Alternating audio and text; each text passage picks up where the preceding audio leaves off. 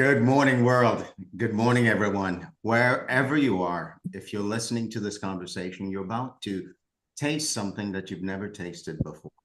The context question for today's conversation is how to build relationships that scale your career. Nope, actually, it's a different question. It's how, beyond performance, how to live a fulfilled life without sacrificing success. And you may think that this conversation is all about business. But I have a feeling with David Cunningham here, it's going to be about you and your life. And your life's about to be transformed in a way that you're not expecting. And you'll never forget that you were here. David's that kind of guy. He's the author of Your Love Matters. And we'll be posting the link so you can get it. So, David, let's jump right into it. Jill, let's jump right into it. You're on the Leadership Huddle. So here we go. Great. Welcome, everyone. Hello to everyone. You forgot the video, Sorrel. The video. Oh, the video. Intro video.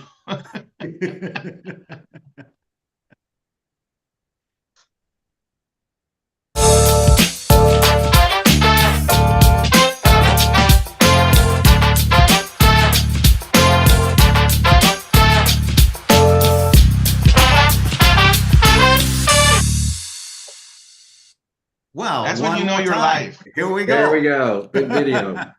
This is not TV. David, thank you for being here. It is really, I want you to know, it's really thrilling for me, and to everybody, welcome and good morning or good afternoon. Really, it's thrilling to be here. Really great to have you here, David. Go ahead, Sorrel. You know, David, today's question begs a lot of questions, right? Beyond high performance, how to live a fulfilled life without sacrificing success. Three things come to mind for me. It's like, so what is high performance? And the other is, what is it to live a fulfilled life? And the last is, what is success and how do we sacrifice it? So let's start from the top. What do you say is high performance, David? Well, actually, I think all three of those questions are very related, Sarl. It's, what I consider that to be is the fullest expression of self, whatever that is. So high performance, you can look at high performance in athletics, or you could look at high performance in business, or you could look at high performance in the expression of self, the fulfillment of, what in Eastern terms is called dharma, my purpose in life, my, the path I came for. So high performance would in one sense be the fulfillment of who I am in this lifetime. How about that? And you say it in such a way, David, that I get the sense that you've been trafficking in that question for a long time. Quite a bit, yeah, actually, quite a bit. That high performance is the fulfillment of self. Mm-hmm. At its highest level. In your life, how have you navigated that inquiry for yourself? If you could paint a picture of a journey for us. Yeah, you're discovering something. I think it's important. There's at least two very rich dimensions of it. One is there's what's called transformational conversations that we have that have us see something new being possible that we never saw possible before. Literally bring a new possibility into existence. That would be a transformational conversation, where after we have the conversation, it is real for us that anything and everything is possible in the living of our lives. That would be a transformational conversation. So, as you know, a good part of my path and my journey was in the transformational conversations that originated by Werner Erhard, were offered in the programs of what's called Landmark Worldwide, where I participated in those programs and led those programs. But, conversations about that really had all the limitations of our past fall away, so that our future was not determined by our past. Our future was free. And when our future has nothing in it, Sorrel, that's when anything and everything's possible. So, a good part of the path was really dwelling in and studying those conversations. Then the second dimension I'd bring in is the spiritual awakening that is equally, or it's just a whole nother dimension of experiencing the literally experiencing what's referred to as light, as source, as love, as grace, experiencing divine love through the spiritual awakening I've had, where I've studied with a guru. There's a picture of my guru behind me. Her name is Her Holiness Jagat Guru Saiman. So I've done extensive work with Saiman and had the spiritual awakening as well that I am so grateful for. But bringing those two worlds together is pretty much what my life is about now, is to be able to offer that, bring those two worlds together in a very powerful way. Yeah, and that's something, that's a journey that very few people get to take in the way that you're taking it. So if you were speaking to the everyday entrepreneur who's dealing with a definition of high performance that leaves them in a place where they can't really separate being a high performer with sacrificing success or even sacrificing fulfilled life, what would you say? How do you get someone to begin to go down the path that you're speaking of? I think the most important thing in front of all of us as human beings today is who we identify ourselves to be. So there's, a finish of the statement, I am that I am. So it's not just I am. So I could say, I am a man. I am 73 years old. I am a US citizen. Okay, those are all facts. But there's another question, which is, I am that I am what? So there's in my relationship with myself, who do I relate to myself to be? So we can be some things and not relate to ourselves as that. So, we've probably all heard stories of dads who were physically dads. They were literally the biological father of somebody. So they were a dad, but they didn't relate to themselves as a dad at all, which means they had none of the emotions, none of the thoughts, and took none of the actions of being a dad, because even though they were a dad, they didn't relate to themselves as a dad. So it's not just who are we? That's one question. It's who are we that we are? That is the question.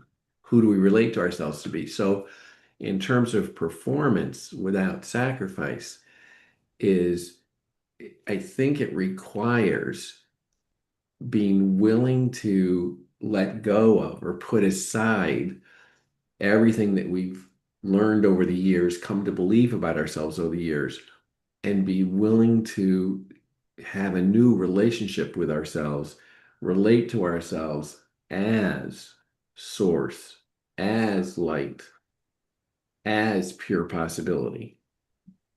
And that's regardless. I want to chip in, Sorrel. I want to chip Yeah. in a little bit.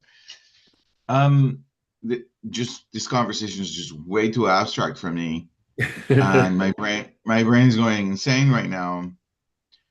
Not like in a bad way or any other way. I can't quite land it for myself.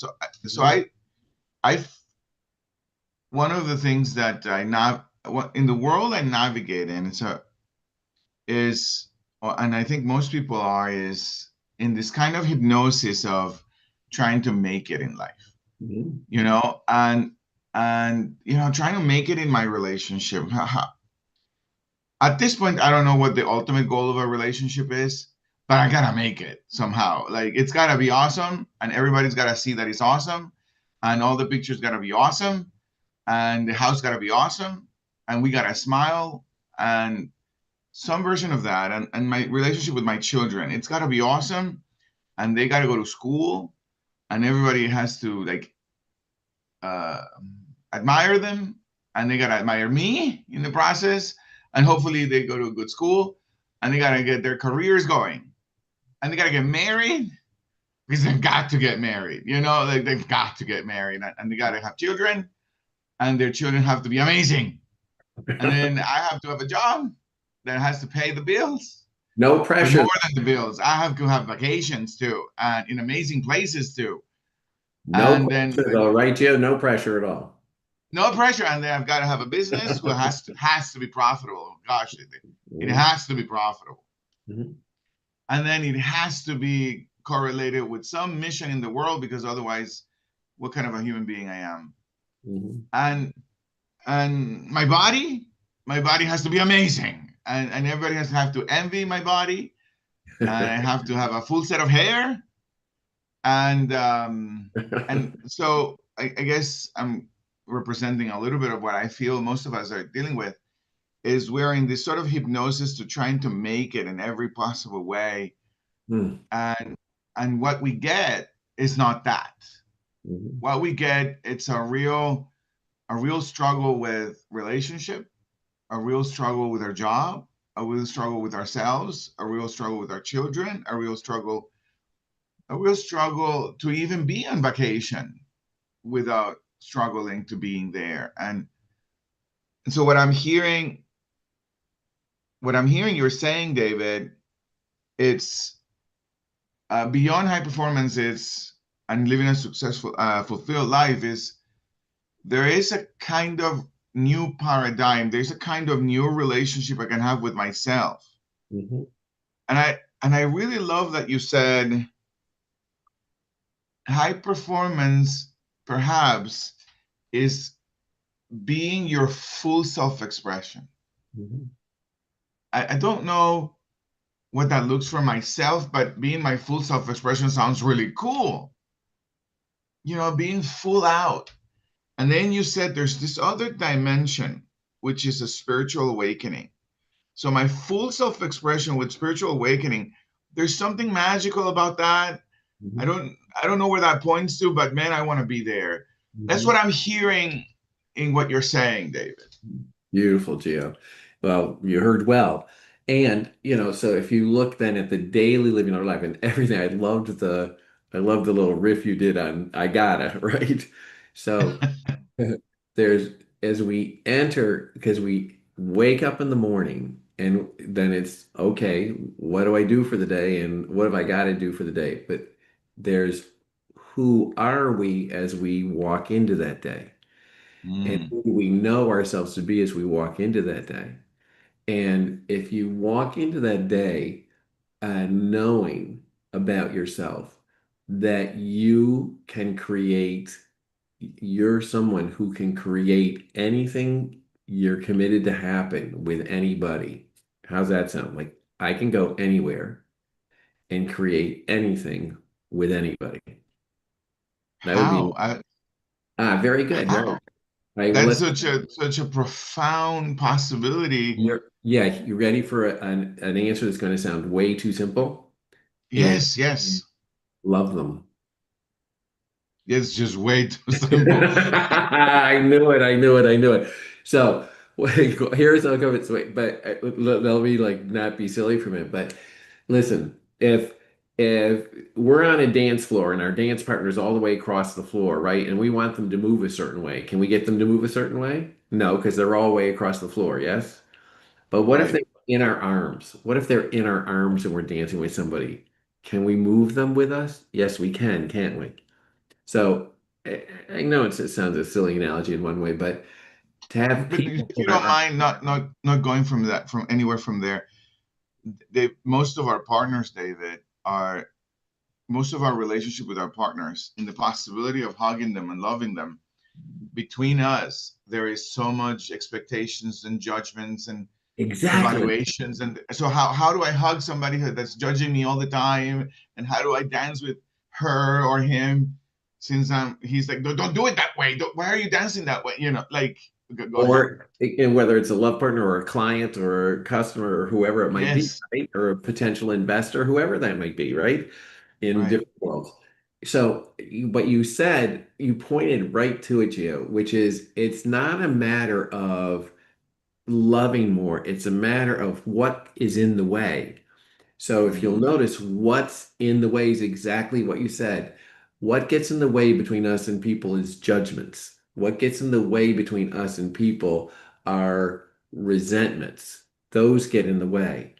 So it's not loving more and it's not expecting them to love more. It's getting out of the way the judgments and the resentments. Now, how do you do that? Oh, this is where you and I really need to talk about that we live in a paradigm, all of us live in a paradigm where everything is right or wrong, good or bad, should or shouldn't be a certain way. And you and I really have to do the work to step out. It's just like if I was going to leave this room, I would walk out that door and close the door behind me. I need to walk out of the room where right and wrong, good or bad, should or shouldn't exist. It's important for us to really discover for ourselves that right and wrong, good and bad is all made up. It's a view of life. There's nothing right in life. There's nothing wrong in life ever. It's all made up. There's no good music and there's no bad music. There's just music that we call good or bad. There's no person that's a good person or a bad person. There's just people we call good people and we call bad people. How do I know that? Because if a surgeon opened us up, they wouldn't find any good or bad. They would find, organs and tissue and stuff like that. They wouldn't find good or bad. There's no good or bad in a person. It's only what we say. So for you and I to be able to literally, like, I'd walk out of this room, closed door behind me. I'm walking out of the world where I believe that there's good or bad in people, good or bad in events. Oh, I can now relate to people and life as what they are, what it is, and what happened without the evaluation of good or bad. Now, I've got good news for you, Gio and I have a Sorrel. question right there where you're Yeah. at, David. Sorrel, do you mind if I ask that question? I know Joel has her right hand up. Yeah, go ahead and ask the question, Gio, because it's going to take us somewhere. Yeah, David. Well, that this is just way too early for a Monday morning. There's no good or bad, no right or wrong, right? It's all made up. There's no good music, bad music. There's no good people, bad people. This is quite enlightening, right? Really quite enlightening. It's a kind of awareness that most of us don't traffic in, certainly on Monday morning. And so what I'm hearing you're saying is, if I'm as I'm hugging my client, my significant other, as I'm hugging everyone, this possibility of love, what gets in the way of dancing is my judgment, my right or my wrong. And there's no right or wrong necessarily. And as I'm moving it away, good or bad, that's a real space of enlightenment, I suppose. What have you found, David, that when people are able to do that, what have you found is possible, maybe in your life and in people's lives, given you've coached thousands of people? A couple things are possible. One is I can literally interact powerfully with life. So, for instance, let's take a simple thing. It's raining outside. Let's pretend it's raining outside. Okay. If I can accept, and I'm going to give a very clear definition of acceptance. If I can accept it's raining, so that doesn't mean I'm saying it's okay that it's raining. It doesn't mean that I'm saying it's not okay that it's raining. If I accept that it's raining, I'm simply and precisely saying it's raining. So that means I can interact powerfully with it's raining. I can take an umbrella. But if instead of saying it's raining, I'm saying it's okay that it's raining, okay, it's okay that it's raining, then I'm condoning the rain so I can, be careless about it, not take my umbrella, or I can say, oh, it shouldn't be raining, it shouldn't be raining. And then, I'll stay inside and won't go where I want to go versus acceptance. Acceptance is neither approval or disapproval, condoning or not condoning, making it okay or not okay. Acceptance is having something be or a person be exactly what they are when they're that way, or what happened is exactly what happened when it's happening. Then I can interact powerfully with it exactly as it is without my judgment about it. That is a first step that's really critical. Did that make sense to Like, you? that's like a world of mastering adversity. Mm-hmm. It's like, how do you master adversity? allowing things to be the way that they are. And it also invites me to be, it's a kind of a relationship with myself where I am, it's not like okay, but I am someone who allows things to be and human beings to be the way that they are. Allowing is a great word, Gio, great word. And including self. I accept my mood is my mood. Now I wish I was in a different mood, but guess what? I'm not. I'm in the mood I'm in. Okay, now, how do I live life powerfully in that mood? See, this whole thing takes us out of a view of life called one life is better than another. Mm. So you just notice you and I, we just live in a reality called, sure, like a rich life is better than a homeless life. Now, Mhm. it's almost impossible not to think that, isn't it? Right. But if we examine it, two things. First thing, it's not true. It's made up. That's a view of life. There's no better in life. You can't find better in a mansion than you can find in a tent. You can't find it. If you go in the mansion, you'll find furniture. You won't find better. If, do Mm. you understand? There's no better in that life. It doesn't exist. So first off, there's no such thing as a better life. And the second thing is notice if we live like one life is better than another, and we think there's a better life than the one we have, then we stop living the one we have fully because we sit there wishing we had a different one. So we don't live this one. Yes, no, I get it all the time. Yeah. So, all right. So, I'm gonna cry. the question is, what life do I have? And let me live that one because that's the one I have. That's high performance, not wishing I had a different life. That's magic. Joe, Well, Sora, go ahead, Sora. mute and Oh, say a question. thank you. Yes. It was more of a, I just really appreciate this conversation. I'm definitely getting the Your Love Doesn't Matter book. Definitely, David. I love what you're saying because it's happening. I just need it to really strengthen for me. I have really taken a lot of time in building my emotional intelligence Mhm. because I've been pretty good with emotional relationships and things like that. So I wanted to strengthen that, but and also just work on myself. But when I bridged it with my spiritual intelligence, it really blossomed a lot. And with what you're saying, with just high performing with everything, for example, I used to really struggle with feeling bad or having anxiety around not wanting to help a person in at a certain capacity or not this time or what have you. And I really had to realize that I had to give myself the grace in that it is okay. Do not, I was basically fighting myself, beating myself down, telling myself all these things because I didn't want to, and not honoring the fact that now not only don't I want to, if I do this, I'm not even coming as my best self for this person or myself.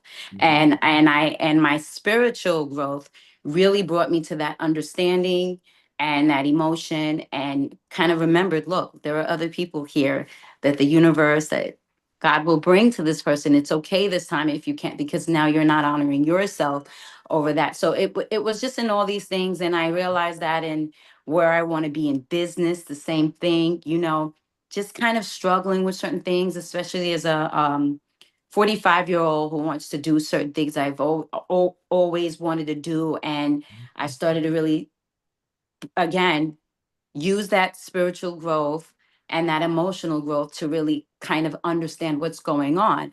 Oh, I'm afraid because I'm older now and I want to do a lot of things in social media. And I think this means that. And really kind of centering myself helps me really build on all the intelligences, social, relational, because now I can really allow people to speak and not, even when they're projecting, not really internalize it, or even if it is in fact their truth in something that I did intentionally or unintentionally, I can really ground myself in the love and real and just really be present in what they're saying and respond in a place of love. So now even when the person may not be ready or willing to understand what I'm saying, I don't allow that to get in the way of what should be happening. And I'm just continuing that. But I love what you're saying, because right now I'm in a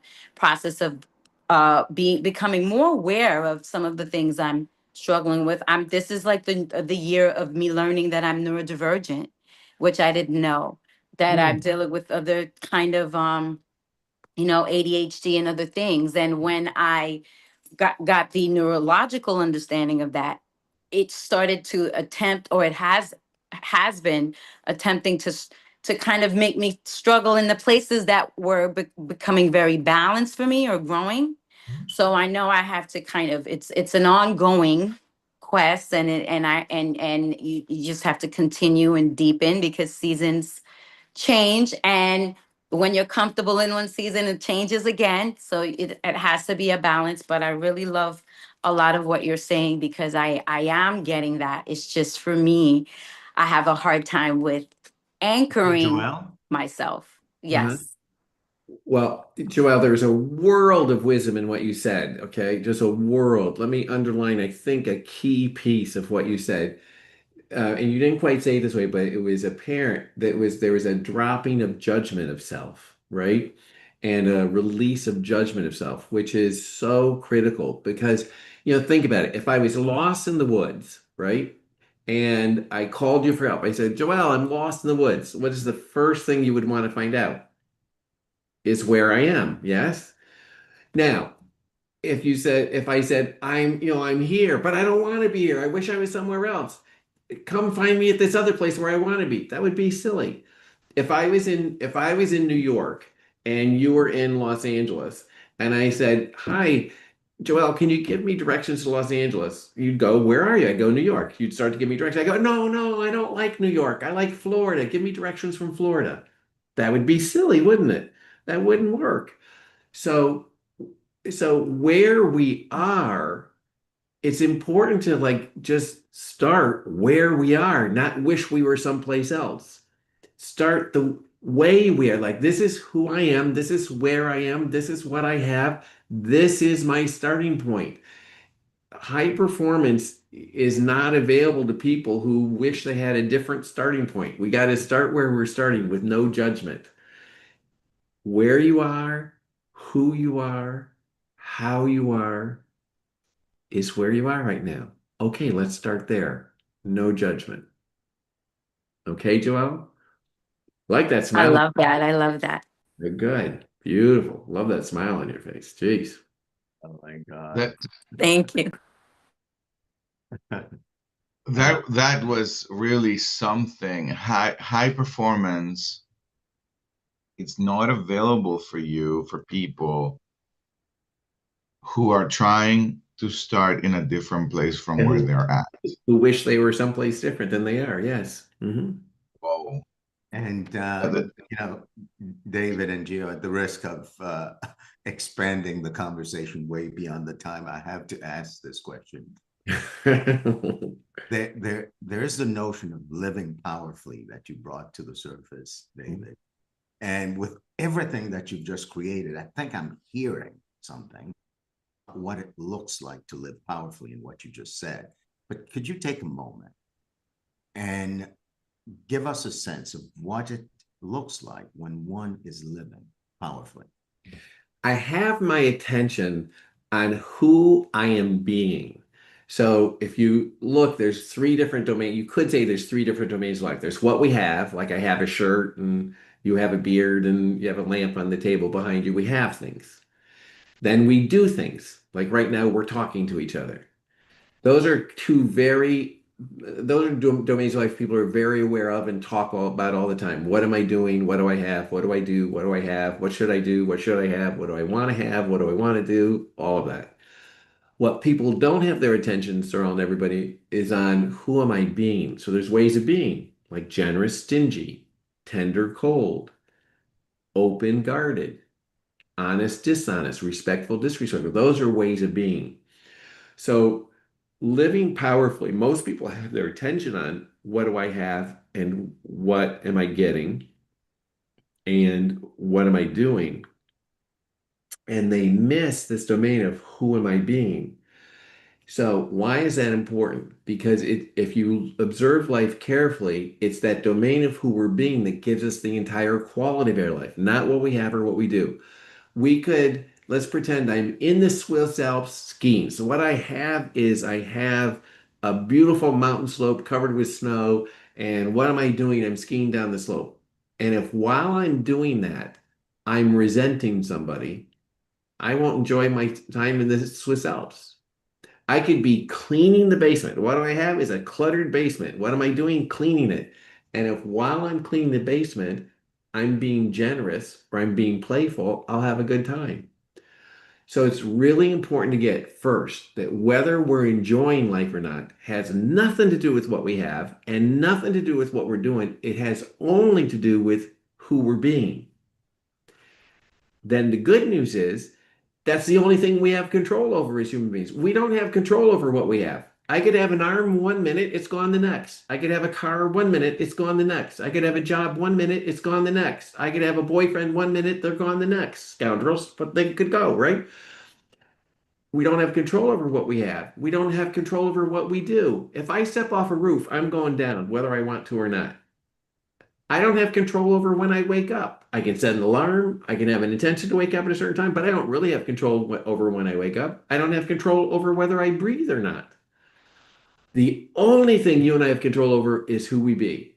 That is the one thing that determines whether we enjoy our lives or not, is who we're being. That is good news. I have total control over the one thing that determines the quality of my life. That's who I be as human being. So whether I'm stingy or generous, that's up to me. Whether I'm tender or cold, that's up to me. Whether I'm respectful or disrespectful, that's up to me. That's powerful living when you know you have control over the one thing that gives you the quality of your life, who you be as a human being.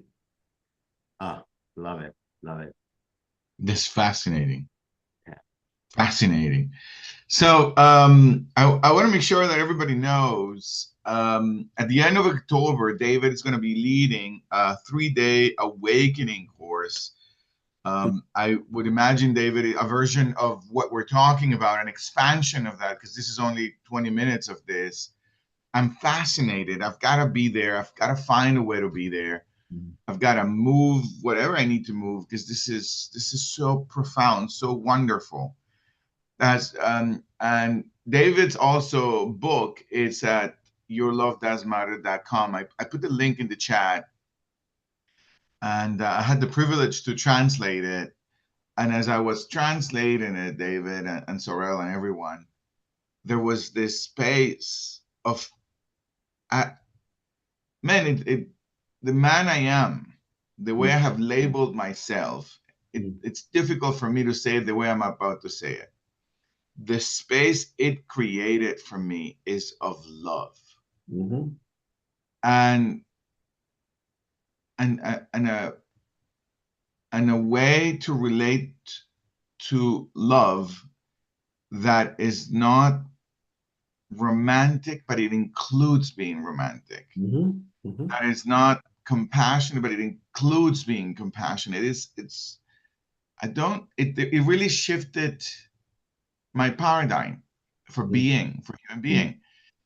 David, I want to tell you this real quick, and then maybe you can tell us a thing or two about the program in October. Yesterday, the day before yesterday, I was finishing the conference for the transformation of Latin America. And we had over 450 participants, and there were a lot of things that registered. There were a lot of things, moving parts. I was in the middle of kind of like the director of the thing, managing everything. And I was also someone who spoke. And at the end of the conference, someone very dear to me came to sit and said, what do you think? What did you think? What were your thoughts on this? And I just thought of your book. I thought, I promise you, I'm not an enlightened human being, but this is how I feel. It happened the way it happened. It shouldn't have happened any other way. Otherwise, it would have happened another way. And exactly the way it happened, I'm in love with it. Beautiful. And those words never came out of my mouth before. Your love does matter. I had judgment, evaluation, how to make it better, what was missing that make a difference, but not perfect. And you know, Gio and everybody, it's if we deal with, again, back to performance itself, we're not effective when we're dissatisfied with life. That's not quite accurate. We can be dissatisfied with something, say, you know, I made $10,000, I'm dissatisfied, I want to make $20,000. That doesn't impact our effectiveness if we're saying I made $10,000, I'm committed to make 20, okay, I can be effective at that. But if we're judging life, or if we're critical of our life or the way we're living it, that impacts our effectiveness. We're not effective. We're just not. We don't think clearly. Our vision is diminished. Our dreaming is diminished. Our creativity is diminished. So high performance demands our most creative self, our most open self. High performance doesn't come from a limited view, doesn't come from a skeptical view or a like a dissatisfied view. High performance comes from a open, creative, visionary view of life. That's where high performance comes from. So it's really important what you said, that acceptance of, hey, it is what, if it was going to be a different way, it would have been a different way, but it was the way it was. So let me love it this way, right? Yes. Very important, Joe. So important for performance. Yeah, so that was a little bit of your coaching through the book. David, you want to share a little bit about your the program in October and November, and then maybe we wrap up, Sorrel? Yeah, there's as you said, the name of the program I'm so pleased to offer for the very first time, I'm calling The Awakening, is going to be a Thursday night, Friday, Saturday, and half a day Sunday. In Philadelphia, it starts on October 23rd. In Los Angeles, it starts on November 6th. I'm so happy with this program. I'm going to be able to offer. I have a kind of it's called The Awakening, but a subtitle I have for it is The Anointment of Self as Source. So it's going to be a combination of what I just said. It's going to be a combination of really transformational conversations where we get to set aside all the limiting beliefs we have about who we are and what we're capable of. Then I'm going to bring in some very beautiful meditations, etc., to have people have access to that world of light, that world of source. And then when those two come together, they'll be able to be literally a new identification of ourselves as that light, as that source, and then go into our lives. The whole point, that'll be a nice weekend, unless it impacts then going into our lives, whatever we have next with our families, our careers, etc., with that new awareness of who we are, that new power that comes with that new awareness of who we are to create life powerfully. So I'm really pleased with it. And again, it starts on October 23rd in Philly and November 6th in LA. And people can find it on my website, yourlovedoesmatter.com. Phenomenal. Go ahead, Sorrel. David, thank you for being so generous. Can't we stay together all day? Can't we just keep going? I really want to. Gio, I want to say one thing, and then I'd love for you to close with our 7 tenets. David, I'm going to visit my mom for her birthday this weekend. And who's going to visit my mother isn't someone who has to go visit my mother. I'm going to visit my mother because I'm going to visit my mother. Beautiful. And man, it's going to be a great time. Beautiful. Yeah. Great. Thank you. My love does matter. And so does yours. Awesome. Yeah. Great. Go ahead, Gio. Awesome. Thank you, Sorrel. David, thank you for being here. Please make it a place you come every Monday. Just insights. This has just been wonderful. It's been, just a privilege to get to know you and share with you a few conversations. And I'm really looking for either being in Pennsylvania or being in Los Angeles with you. Thank you all for being here. I hope you guys come with me in October or in November in Los Angeles for an incredible weekend. I can only imagine what it's going to look like in our lives. And remember, I love what you said. It's not the doing and it's not the having that will give you fulfillment. It's who you're being. So I got 7 tenets to being. Love always. Eat more plant-based. Get closer to the trees. Hug the trees. Eat the trees. Avoid at all costs processed food. Don't do like me this weekend. Jesus Christ. Sleep more. 8 hours at least. You gotta sleep. It makes you sexy. Wrinkles away. The whole thing balances out. Sleep more. Move every day, a little bit in the morning, right after you wake up, right after lunch. Move 10 minutes every single day. Dance every day. Give yourself away. Give your jealousy away. Give your love away. Give what you got. This is all there is. And remember, check yourself before you wreck yourself. I love you. Soraya loves you more. Definitely David loves you more. Bye-bye. Bye, everybody. Bye-bye.